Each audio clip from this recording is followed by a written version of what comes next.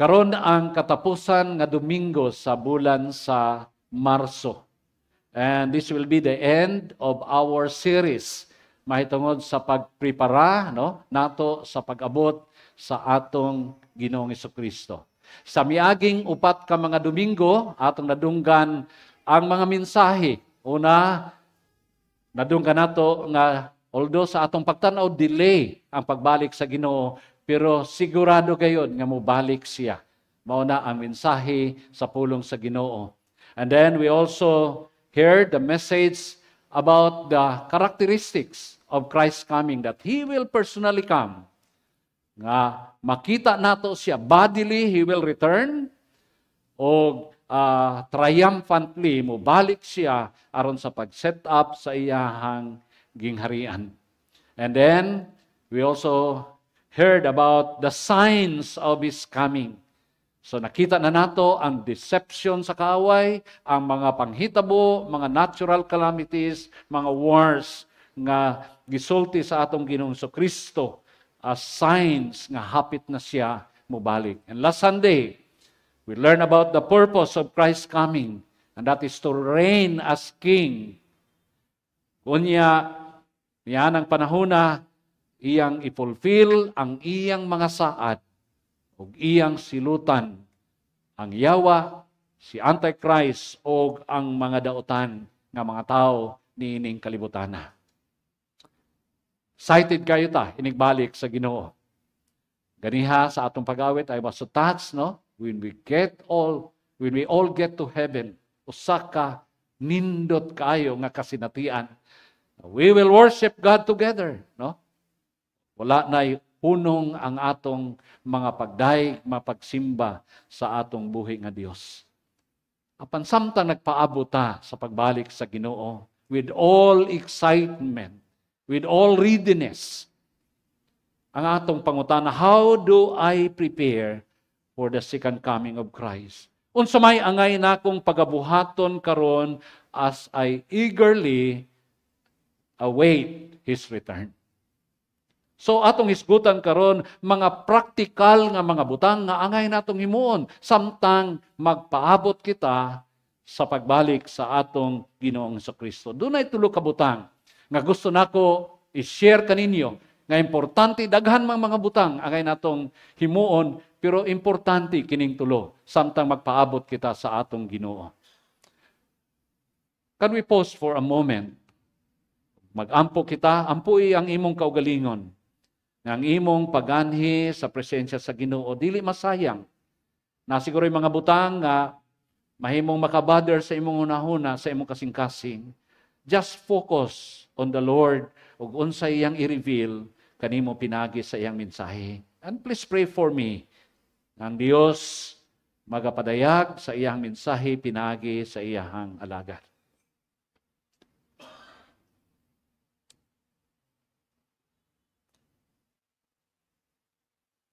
Thank you, Lord, for allowing us to come before your presence today. Wa milaing intention, Ginoo, sa pag-anhi sa imong balay alampuanan, dili ang pagsimba, paghimaya, pagdaig kanimo, Ginoo. We also come tungod kay gusto mi makadawat og mga panalangin gikan sa imong mga pulong. Lord, gusto namo dawaton kini. Tabangi mi, Ginoo.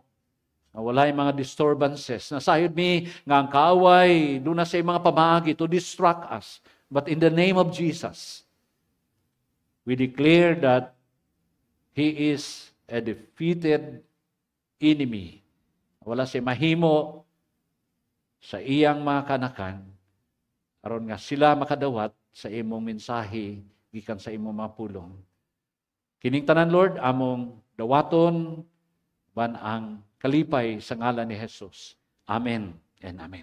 Tulo ka mga butang, nga angay natong himuon sa atong pagpaabot, sa pagbalik sa atong Ginoong Hesukristo. Number 1 is, we need to act like Christ now. Kinahanglan nga magkinabuhi kita sa kinabuhi ni Ginoong Hesukristo. Karon, samtang nagpaabot kita kaniya. Mao kini ang gi-remind kanato ni John in writing to the Christians, the early Christians. Ingon niya, "Dear friends, now we are children of God." Alang ni sa mga anak sa Dios. "And what we will be has not yet been made known. But we know that when Christ appears," sa diyang mubalik na si Kristo, "we shall be like Him, for we shall see Him as He is. All who have this hope in Him purify themselves just as He is pure." Kung kita nakabaton ni ini nga paglaom sa pagbalik sa atong Ginoong Kristo, kinahanglan magkinabuhi kita nga hinlo, balaan, ingon nga si Ginoong Kristo nga atong gialagaran balaan. Ang kabubuton sa Dios, mga kaigsuonan, alang kanato nga iya makanakan, nga mahimo kitang sama kang Ginoong Kristo. Mao na ang goal. Sa dihang giluwas kita sa atong Ginoo, mao ni ang iyahang eternal purpose for you and me. Tulo ka aspeto sa atong pagkahimong sama kang Kristo. Dunay past, dunay present, dunay future. Ang past mao kining iyahang pagpili kanato aron nga iya nang gidetermindaan, no? Nga mahimo kitang sama kang Ginoong Kristo. Mo ni gisulti ni Apostol Pablo in Romans chapter 8 verse 29. Ingon niya, "Kay sukat pa kaniadto nasayra na sa Dios kon kinsa ang iyang mahimong mga anak." Nahibala na sa Dios, wa pa mo matawo, wa pa ta matawo. Nahibala na niya nga kita mahimong iyang mga anak. O giplano na niyang daan nga mahisama sila sa iyang anak nga si Jesus aron nga mahimong kamagulangan sa daghang mga magsuon. Sa dihang giluwas kita sa Ginoo, God's eternal purpose nga kita mahimong sama kang Ginoong Kristo. And to achieve that eternal purpose, God at present, iyang gihatag kanato ang balaang Espiritu Santo, working in us, using His Word. Gigamit niya ang iyang pulong, ang iglesia, ang atong mga kasinatian, aron nga slowly mabag-o kita o makonform diha sa dagway sa iyang anak nga mao si Ginoong Kristo. Slowly changing us from glory to glory. This is the progressive purpose and the present aspect of becoming like Christ. Apan makaigsunan, time will come where we will be like Him when He comes. And this is the fulfillment of God's eschatological purpose. Mao ni ang atong future state of glorified perfection. Nga niining panahon na we will be free from all the impurities of sin. Sa dihang muhimamat na kita sa atong Ginoong Kristo. Right now, niining atong kinabuhi karon in the flesh, we are not and never will be perfectly sanctified in this life. Kaya nga naman, niya pa kita sa atong unudnon nga kinaiya. That's why we struggle against sin. Matintal pa kita, maluya pa kita, tungod kay ang atong unudnon nga lawas mga kaigsunan makasasala kini. Thus, we need to grow in purity. As he goes on to say in verse 3, ingon pa ni Apostol John sa verse 3, "Busa ang matagusa nga may paglaom nga sama niini diha kang Kristo, kinahanglan nga maghinlo, kinahanglan nga hinlo o kinabuhi, ingon nga si Kristo hinlo." Now karon, if becoming like Christ is our anticipated goal in life, mao kini ang atong gitinguha, ang atong tumong, sa dihang ato siyang ikahimamat inigbalik niya, then we should be working toward that now. Dili nato hulaton nga magbalaan kita, inigabot na sa Ginoo, karon palang daan nga samtang niya kita. The Holy Spirit will enable us to live a sanctified life and become like Christ in our character. We should strive to act like Jesus now. And if we desire to act like Jesus now, simple lang ang atong ipangutana sa atong mga kaugalingon in facing different life situations. Unsa man nga pangutana? Mao ni ang pangutana. Mao ni mo guide nato. If Jesus is in your situation now, what would He do? Imagine, kung si Ginoong Kristo estudyante, mangupya kaha si Ginoong Kristo? And if you like to become like Christ, the same nga imong himuon. If you want to be like Christ, then you should be honest as a student. If Jesus Christ is a Christian now, worshiping with us here in Taxi, do you think He would come early or late na moabot si Ginoong Kristo? Do you think when He come to worship, magdakha siya Bible o dili? What do you think? Kung si Kristo awayon as a Christian, mo retaliate kaha si Kristo?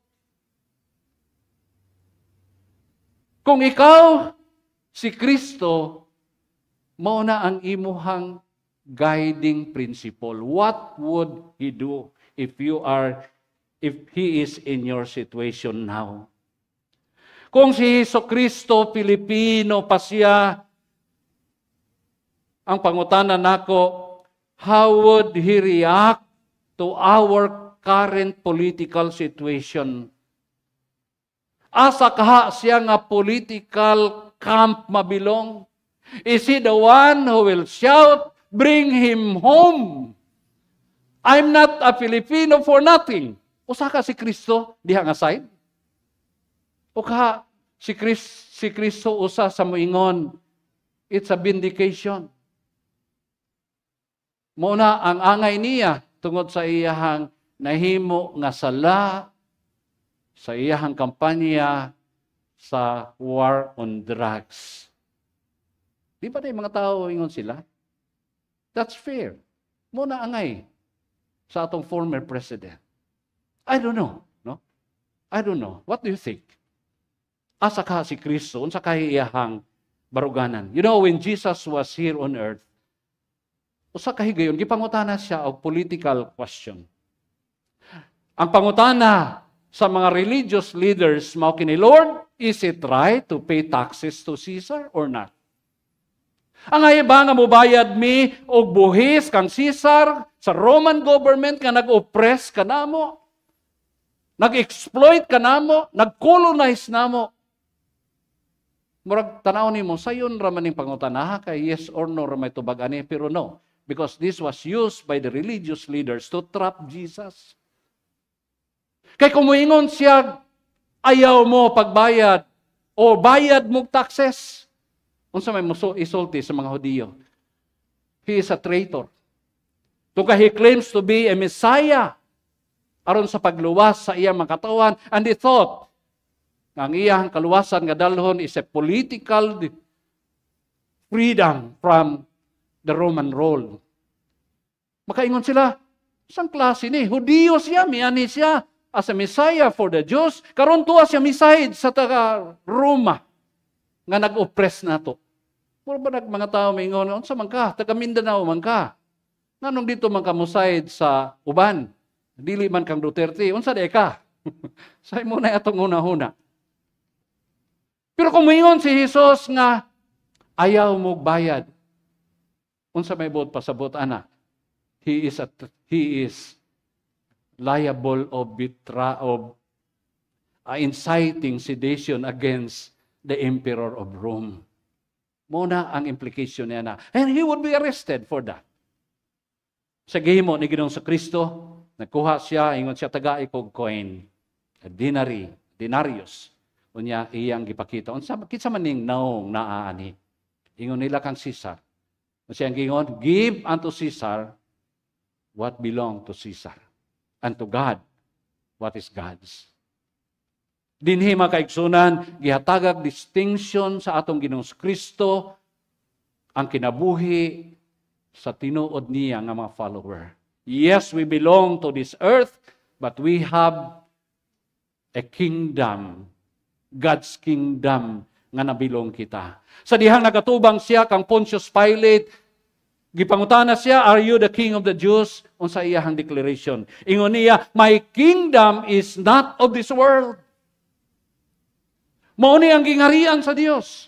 This is to clarify nga ang iyang kingdom is not a political, is not an earthly kingdom nga nag-rely on earthly powers and violence. Wa siya magsalig og mga sundalo, wa siya magsalig og mga supporters. That's why ang Ginoo miyani siya to bring revolution, a revolution of love. Tungod kay ang iyang gingharian mo ang gingharian sa Dios. As followers of the Lord Jesus Christ, who desire to act like Christ, our focus should be on spiritual matters and living according to the principles of God's kingdom. That is our priority in life.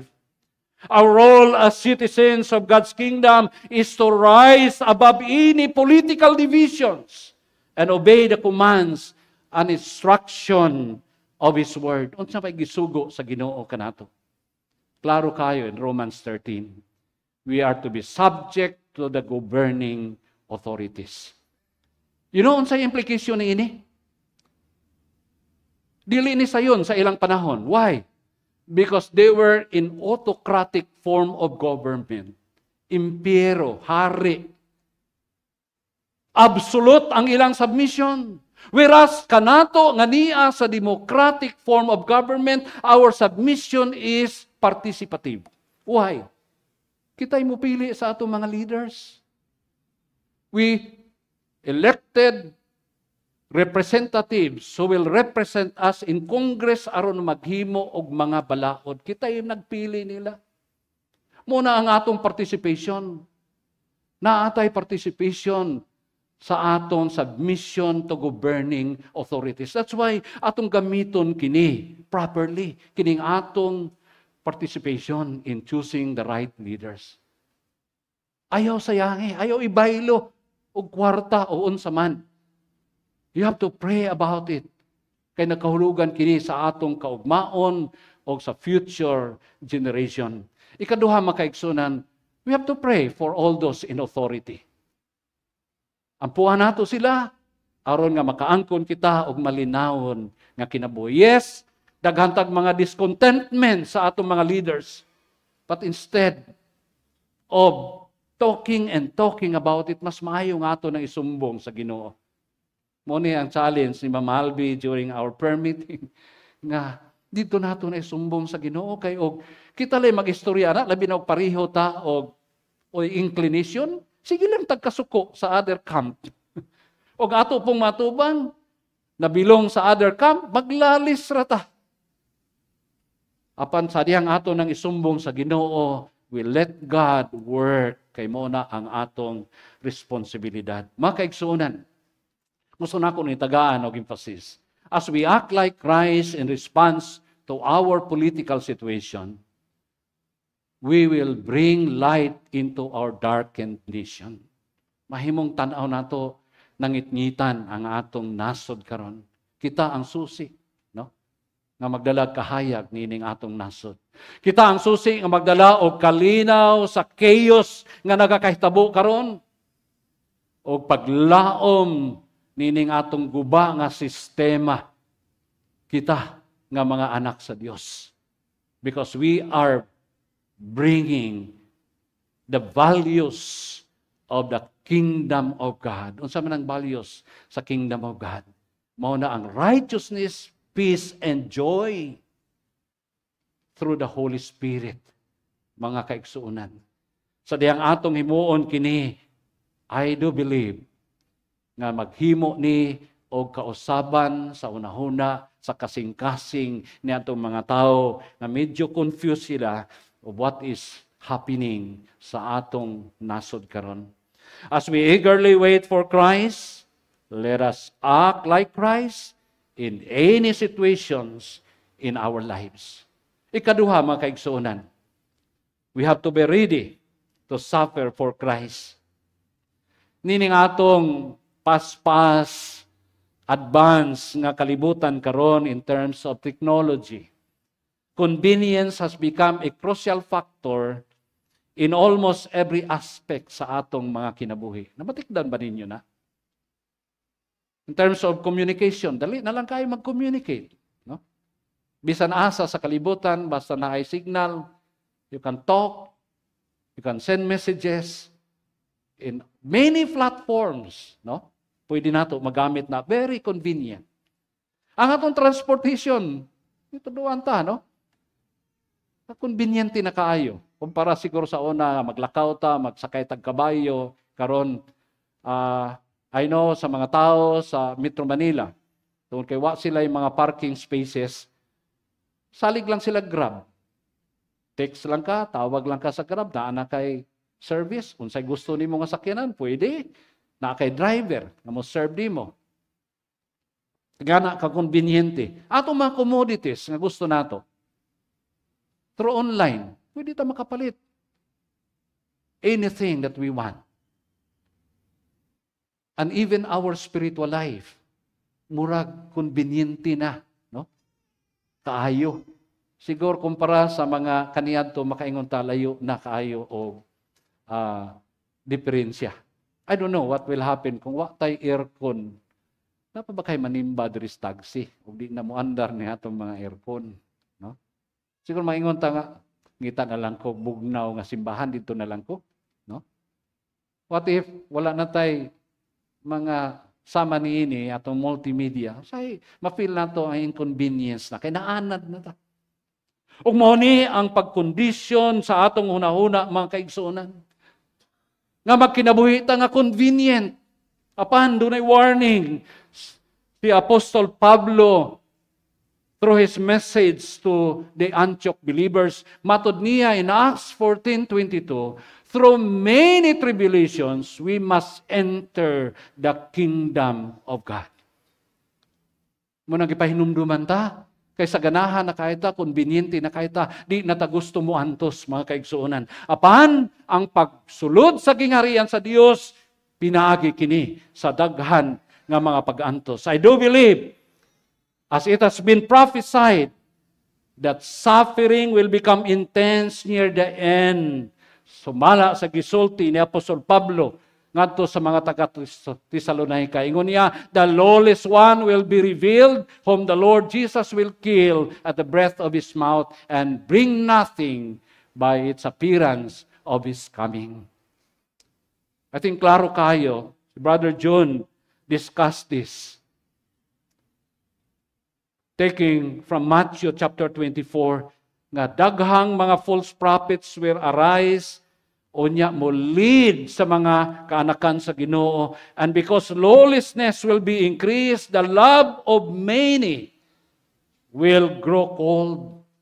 Apan ang mulahutay hangtod sa kangturan, maulamang ang maluwas. You know, namatikda nato nga karon ang tao dili na kayo mo sunod og standard, ilabi na standard sa Ginoo. Dunay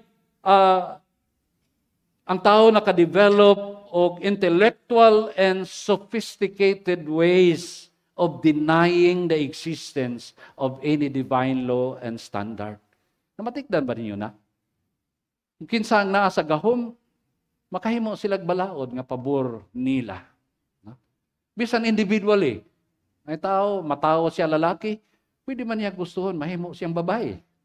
No?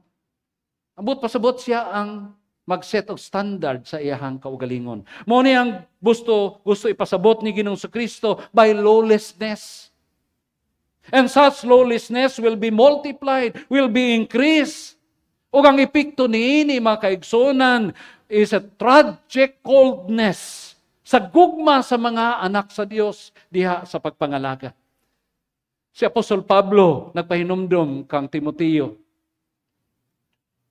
Nindot ni nga atong ma-reflect usab kini mga kaigsunan. Doon na si warning kang Timothy mahitungod sa kinaiya sa mga tao in the last days. Ingon niya, people will be lovers of themselves, lovers of money, boastful, proud, abusive, disobedient to their parents, ungrateful, unholy, without love, unforgiving, slanderous, conceited, without self-control, brutal, not lovers of the good, treacherous, rash, conceited, lovers of pleasure rather than lovers of God. Have you noticed nga kining mga kinaiha na ana sa atong palibot? I've talked to many parents. Sagyod sa ilahang concern, kanunay lang gipampuan ang ilang mga anak. Among mga anak, pastor, murag maunay among sundon. Dili ni kami ang angay masunod nila. Na ana sa gisulti, sa kinaiya, sa kaulahiang mga adlaw. People will be lovers of money. Mao ni ginakondisyon karon sa kaaway, no? Si Brother John as board member sa Kamakop aware nga katong naiganog scam ang pagadian. 95% plus sa mga pastors involved sa maong scam. Tungkol kay involved sila, appeal ang ilahang mga membro na involved po sa scam. Unsa may hinungdan niya na ang greed, ang pagigugma sa kwarta. Mao ni karon ang gina-work out sa kaaway. Na-notice ba ninyo ang atong mga political leaders? Mao ni ang ilang approach unsaon nila nga mahimo silang duol sa atong kasing-kasing ug humot sila pinaagi sa mga ayuda. Don't you know, nga sa dihang buhari na si Antichrist, usa sa iyang kontrolon ang ekonomiya. Moabot ang panahon, kadili na ka makatransact og business, dili ka makapalit, dili ka makabaligya without the mark of the 666. Mahimong sa imong kamot o sa imong agtang. Dili man na literal ng 666, kailangan nato na i-interpret unsa na. Pero the point is, andam ka mo suffer tungod alang sa imong gugma sa Ginoo. Wa pa ko makadungog. I hope kung ikaw ni o kinsa man imong nadunggan, please tell me. Nangita pa kong tao nga dunay distribution og ayuda, manghatag og 10,000, pero mingon siya, dili ko muadto didto kay musimba ko kay Domingo. Naana ba? Sulti ko, naa ba mo'y nadunggan Kristohanon? Nga wala siya mo dawat og ayuda kay panahon gipanghatag panahon sa Domingo kay unahon niya ang Ginoo. Seldom o kaha wala kay nganuman. Priority nato tong pagkaon. Domingo simbahan ara man na kanunay.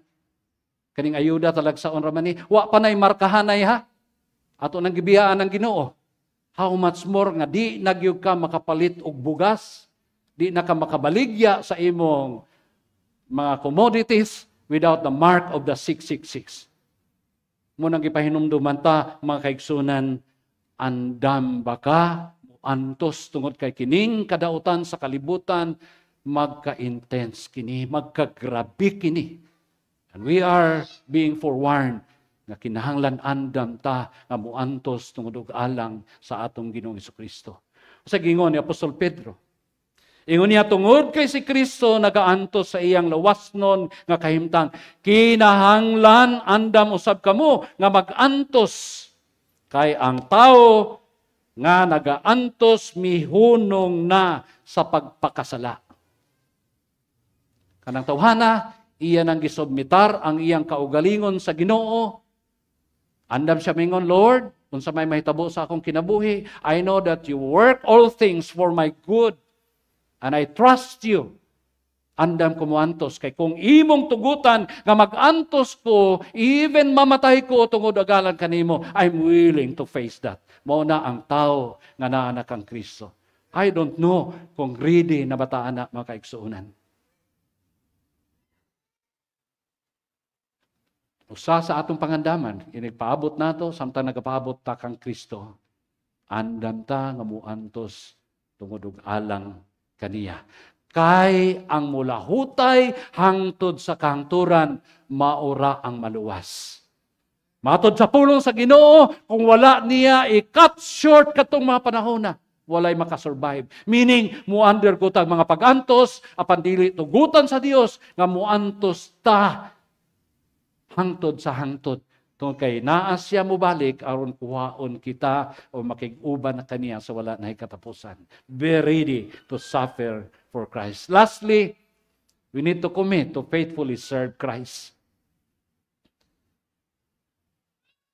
Sa atong pagpaabot sa Ginoo, gusto sa Ginoo nga mahimo tang matinumanon nga mag-alagad kaniya.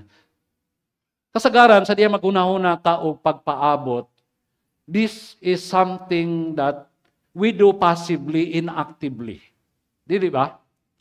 Sa diya magpaabot ka og bus sa terminal, sa may ginahimo, lingkod lang ka. Sa text, hantod mo abot ang bus. Magpaabot ka sa tiller, sa imong turn. Di ba maglingkod lang ka dito?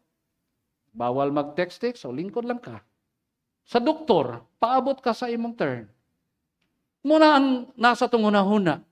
Ang magpaabot, maglingkod lang, doing nothing. But, mga kaigsunan, when the Bible speaks of waiting for the Lord's return, it is not speaking of being inactive and passive. Biblical waiting is active and productive. Mao ka na. Katong nagahulat sa Ginoo sa iyang pagbalik, nagafocus sa pag-alagad sa Ginoo. They are busy accomplishing their assigned tasks by God. Dini sa Lucas Kapitulo 19, si Ginoong Hesukristo mismo nag-share siya may tungod sa usa ka nobleman. Nabibiya siya sa iyang panimalay kay mahimo siyang ruler, appointed ruler sa usa ka gingharian. So sa iyang pagbiya, ingon siya sa gipatawag niya ang iyang mga servants, iyaha silang gi-instruksyonan. I'll be leaving. Pansamtang wala ko, ni akining mga resources nga akong ihatag ninyo, 10 minas. Put this to work. Gamitan ni, aron nga makaginansya ni, para nako. No? Dili para silang kaugalingon, kundi para sa Ginoo. So dinhi makita nato mga kaigsunan, nga ang kini nga istorya, nagpahinumdum ka nato nga ang waiting o ang doing, being busy, kinahanglan mag-go hand in hand kini. Di lang ta magulat nga maglingkod lamang kita. You know, kining nobleman, this represents the Lord Jesus Christ. O kining iyang mga sulugoon, kita kini nga iyang mga anak. Nga gisugo niya to put his resources to profitable use.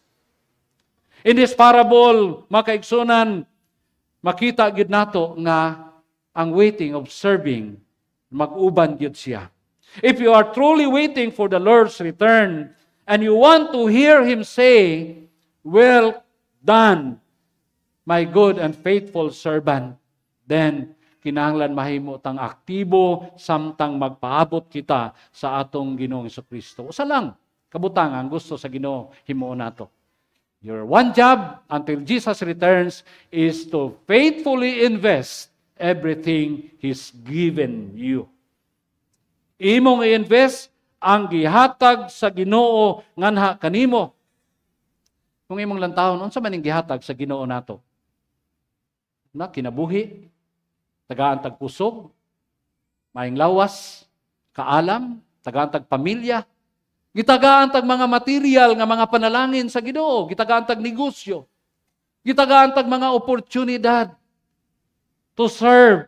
Mo ni ang gihatag sa Ginoo, mga kaigsunan, ang atong education, daghan ang mga panalangin. Ang Ginoo, very generous siya sa iyang pagpanalangin kanato. O gipahinumduman ta through this parable, nga doon natay usa ka importante nga buluhaton samtang nagpaabot sa Ginoo to faithfully invest everything nga iyang gi-entrust nganhi kanato. Kay inigbalik niya, muatubang ta, muhatag taghusay kung giunsa nato paggamit ang resources nga gihatag sa Ginoo kanato. Dinhi sa istorya pagbalik sa master, doon ay tulo ka klase sa mga tao ang miatubang niya nga naghatag account. Number 1, ang rebellious. Sa gingon dinhi in verse 14. But his citizens hated him and sent a delegation after him saying, "We do not want this man to reign over us." Mao ni ang mga tawo nga mi-reject kang Ginoong Kristo nga mahimong Ginoo ug manluluwas sa ilang mga kinabuhi. Daghang mga tao nga mi-reject sa Ginoo. Si inigbalik sa atong Ginoo makaigsunan in verse 27 unsa iyang gingon dinha, "But as for these enemies of mine, mga kaaway sila sa Ginoo, who did not want me to reign over them, bring them here and slaughter them before me." Mo ni ang ilang sangputan. I'm praying nga walay usa kanato dinhi nga mo fall in this category nga mahimo tang rebellious. Tungod kay miilata ang Kristo nga atong Ginoo ug manluluwas. Ikaduha, kaning faithful. Dunay mga faithful. Dunay second group dinhi in verse 16, dunay servant, ingon niya, "Ginoo, kining imong gipial nako nga mina, kining mina is a 100 days wages ni siya, no? Muna equivalent ana sa ilang panahon. Ingon niya, naka-gain ko og another 10. So, grabe ang ginansya niya. Unya, giingnan siya sa master, "Well done, good and faithful servant. Because you have been faithful in a very little, you shall have authority over 10 cities." Kining nobleman, kining master, commended and promoted this servant. Ingon niya, "Well done, good and faithful servant. Tungod kay nagmatinumanon ka, ako kang i-promote nga mahimo kang dunay otoridad sa napulo ka mga syudad." Mausap kini ang gisulti sa ikaduha nga servant. Ingon niya, "Niya ang imong gihatag nakaginansya ko og 5. Ingon niya, you are in charge of 5 cities. Makaigsunan mao ni ang atong hinumduman kanunay. Inigbalik sa atong Ginoong Kristo, He will judge our faithfulness. Those who are found faithful will be rewarded generously. Will be rewarded generously. Kay kining ikatulo, kining negligent makaigsunan, miduol siya kang Hesus, ingon niya, "Lord, ni aning imong gibilin nga mina, which I kept laid away in handkerchief. Ako lang ning giputos. Tungod kay nahadlok manggug ko nimo Ginoo, kay kuan ka, you're a severe man. You are a hard man. You take what you did not deposit and reap what you did not sow." Muna ang iyahang pag-reason out, mga kaigsunan. Kining tawhana, played it safe. Kay naghuna-huna siguro siya, kung ako ning i-invest, kung muginan siya ni, di manggihapon ni ako Wa man ko'y maako ani. Kung malugi ni, mawala ni, magbayad pa ko. Ako na lang ning taguan. Muna ang mga tao nga negligent. Mahimong kita kini, igsoon. Kitagaan ka sa Ginoo og resources, pero wala nimo gamita for the investment of God's kingdom. Kitagaan kag abilidad, apan wa nimo ipagamit sa Ginoo. Kitagaan ka og unsa man nga blessing, resources, apan wa nimo gamita kini alang sa iyahang gingharian ug alang sa iyang kahimayaan. Hinon sa gihimo sa Ginoo niini. Ingon niya kuhaan ng isa ka iyahang mina, ihatag ngadto sa dunay napulo na. Ingon sila, napulo naman to iyaha Ginoo. Mingon ang Ginoo, siya nga naa na pagadugangan pa. Apan sila nga wala, huwaon pagani kanila o unsay naa kanila. Kuyaw kay ni, hunahon makaigsunan. Siguro na amoy nahimamat nga mga tao, I've met several people.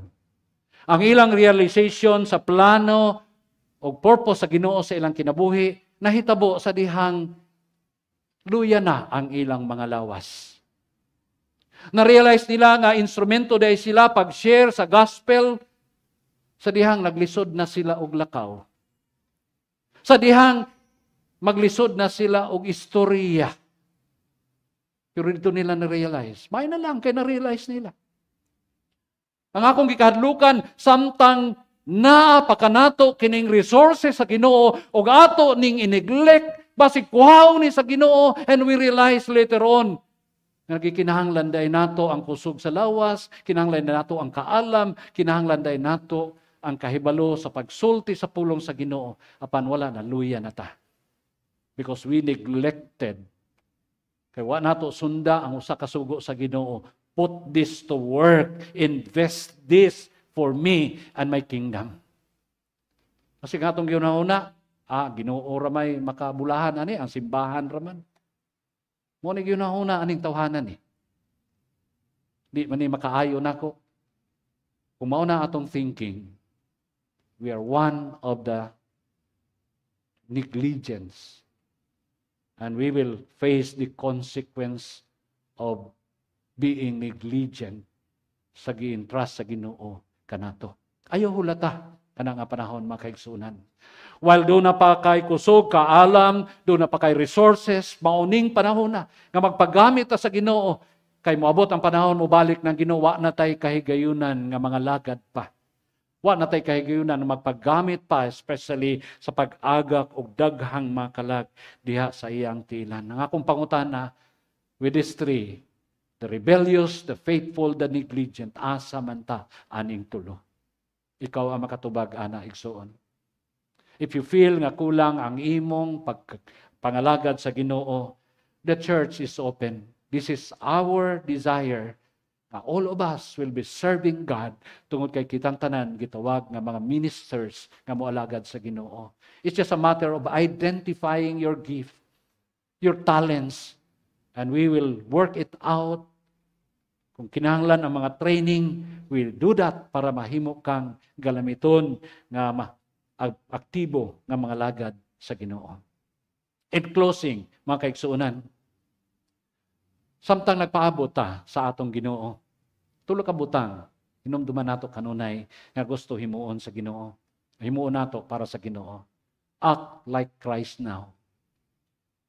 In all situations sa imong kinabuhi, driver man ka, no? Unsaon ka nga mahimong sama ni Kristo nga driver? Unsaon ka nga mahimong sama ni Kristo nga negosyante? Unsaon ka nga sama ni Kristo nga empleyado? You can answer that. You can answer that. Be like Christ now. Ikaduha, kinahanglan andam ta nga moantos. As I've said, magka-intense, magka-grabe, magkalisod ang atong kahimtang. Kung dili ta ready nga moantos para kang Ginoong sa Kristo, we will be swayed by the enemy.